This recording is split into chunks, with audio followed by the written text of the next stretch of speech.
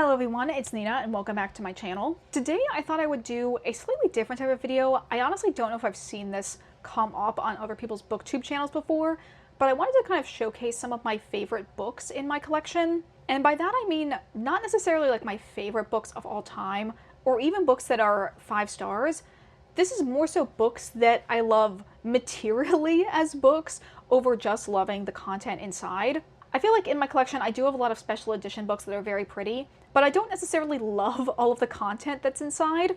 And then at the same time, some of my favorite books of all time have pretty ugly covers. So I feel like this is a combination of I really love the content of the books, and I really love the format and design of the books as well. I guess a similar type video would be if I had to restart my library, these are the books I would get first. Or, you know, if these were the only books I had in my collection, I think I'd be happy. Most of the books I'm going to talk about today, I don't really have in any particular order of like least favorite to most favorite, but I do have one, I guess like top number 1 fave I'll mention at the end. Okay, with that intro out of the way, let's get right on in to the video. Pretty much all of the books I'm going to talk about today are also paperbacks. I've just found over the years that I prefer paperbacks to hardcovers. The only type of hardcover I really enjoy is when they're a very short hardcover, since I find them a little bit easier to read and carry around. But for the most part, I really enjoy the like standard US paperback size. I think I'm going to start out actually by showing you one of the only books in this collection I picked out that I haven't read, but it's part of a like series, so it's definitely one of my favorites for that reason, and also specifically for the format that I have these in. These are some of the books I have in my Vampire Chronicles collection. We have The Vampire Lestat and Tale of the Body Thief.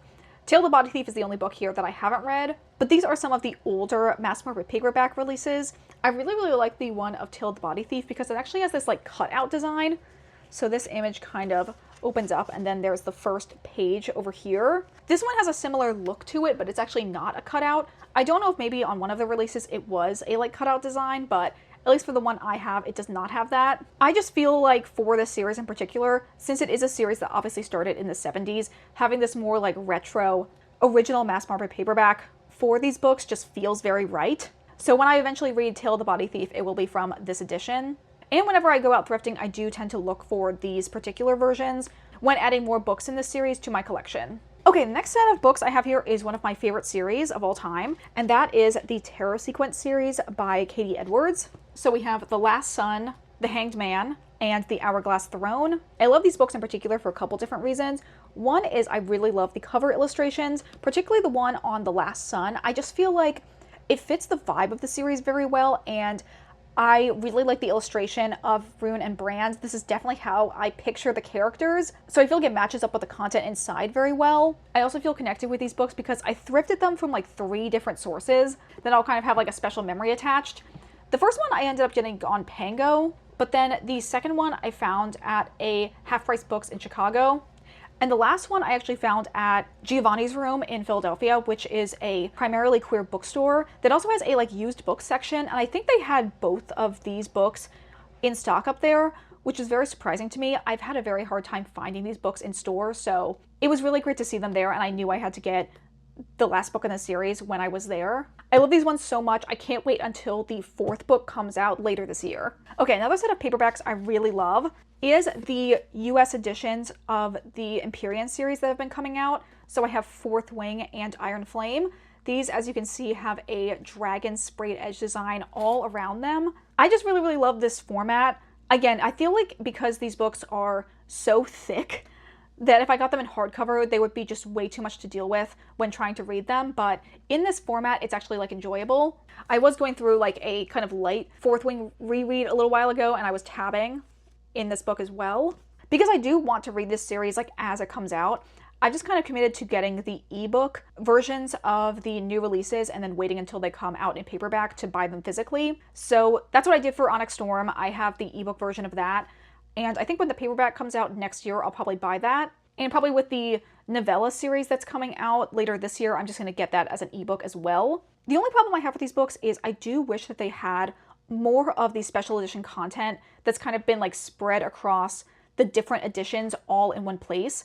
I do think that you can read most of it on Rebecca Yarros's website. I don't know, I just wish that the like extra content that I had initially heard when listening to the audiobook was also in the physical releases. That's the only thing that's a little bit annoying. You kind of have to pick and choose which editions you get to get the bonus content that you want. Okay, here's another series of paperbacks that I really love. And those are my Grandmaster Demonic Cultivation volumes. I have the entire series and I love all of them. I just grabbed the last 3 volumes because the 3rd volume and the 4th volume are 2 of my favorites. And I also really like the 5th volume because this was one I had bought as a special edition. So it came with a bunch of other stuff like 2 different posters, a notebook, a sticker sheet. These are also all books I annotated when I read them initially. And this is also just like a favorite series of mine overall. I think of the cover designs, my favorite is probably the 5th one as well. I just love how cute and in love the main couple looks in this one. Overall, I just really love this format for 7 Seas and their Danmei releases. If you've been watching my channel, you probably have seen that I have bought a lot of the special editions of Heaven Official's Blessing. But if they did not have those special editions, I just would buy the standard editions because I find this format very easy to read. Still very beautiful with the character art that is throughout the book as well as like the cover design. Just a particular publishing imprint I'm always happy to buy physical releases for. Okay, the next set of books are special more so because of what I actually did to them, in addition to it being like one of my favorite series of all time, and that is my collection of the Locked Tomb paperbacks.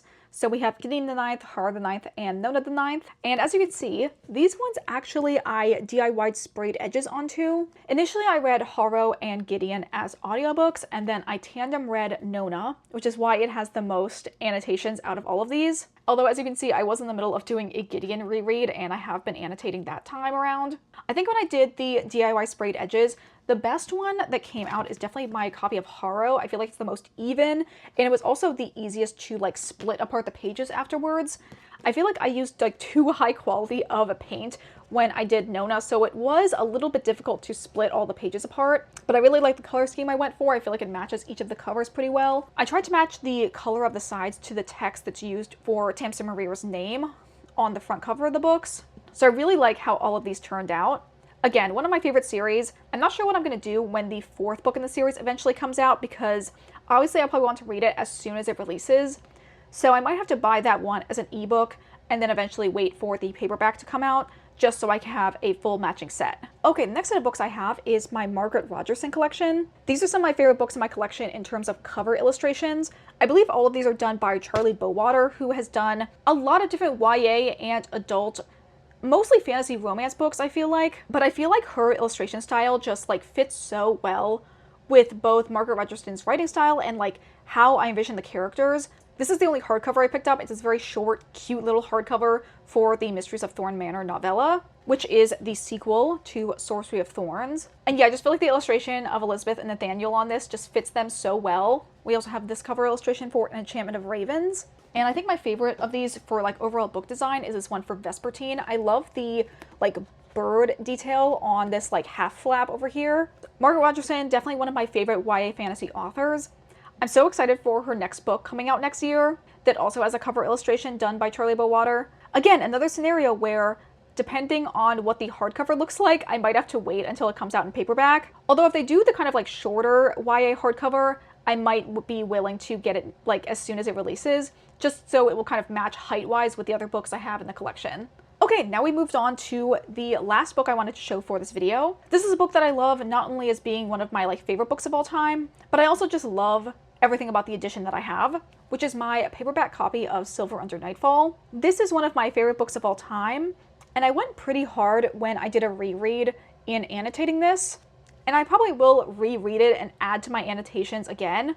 I do still need to buy Court of Wanderers, which is the sequel to this, in paperback. I do own a special edition of both of the books in the duology from Illumicrate, but like I said before, in terms of readability, I will always prefer a paperback book. I read Court of Wanderers as an ARC, which is another reason why I have yet to get the physical book in paperback form. But I think once I do get it, I'll probably do a reread of both of the books in this series, because honestly, mentally, I am still here. I also love the series so much that I am considering buying either the UK hardcovers or UK paperbacks because they have a very different design compared to the US editions. And I just feel like I need to have the full set. Since this is probably my favorite book of all time, it just makes sense to have more than one edition of it. Okay, so those are all the books I wanted to show in this video. Hopefully you guys found this relatively interesting. I feel like in a lot of ways I am a materialist in that I like physical things, but I don't want to be an overconsumer, and one of the ways I kind of curb that is by appreciating and loving the things I already have. Because obviously I bought all of these things for a reason, so I should try and enjoy them and appreciate them as much as I can.